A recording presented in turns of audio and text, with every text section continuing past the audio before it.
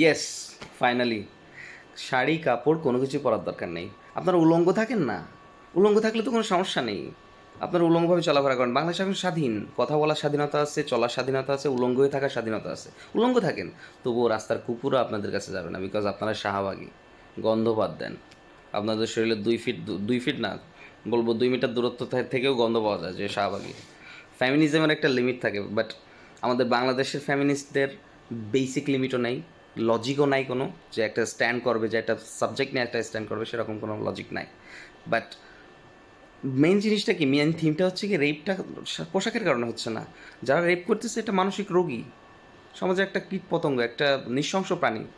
এরা নিজেদের হিতাহিত জ্ঞান নেই বলে রেপ করতেছে। আর রেপ করতেছে কাদের? ছোটো বাচ্চাদের। তাদের জামা কাপড় থাকলেও কি, না থাকলেও কি, ছোটো ছোটো বাচ্চা, 8 বছরের বাচ্চারা আপনি কী দেখবেন শরীরে? সো বেসিক থিমটাই এরা মিস আউট করতেছে, এই যে ফেমিনিস্টরা, ফেক ফেমিনিজম।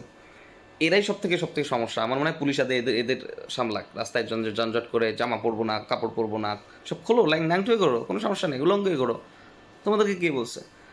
আর যারা রেপিস্ট তারাও তো যে কোনো দলের বা কোনো ছত্র সংগঠনের তাও না, সাধারণ মানুষ। আর এদের একটাই শিক্ষা, এদের একটাই পরিত্রাণের একটাই উপায়, সেটা হচ্ছে কি অন স্পট এদের ব্যবস্থা করতে হবে। কমন পিপল এদের ডিসিশন নেবে যে কী হবে। আইনের হাতে দেওয়ার কোনো কারণ নাই। এটা স্পটে ওদের জবাই করে দিতে হবে, নাহলে ওদের হাত পা কেটে দিতে হবে, নাহলে কোনো একটা ব্যবস্থা করে নিতে হবে। To create a example you must take action on spot, not like wait for 24 hour, 48 hour, 36 hour or 30 days. The action must take immediately to create the example, so the crime will stop immediately.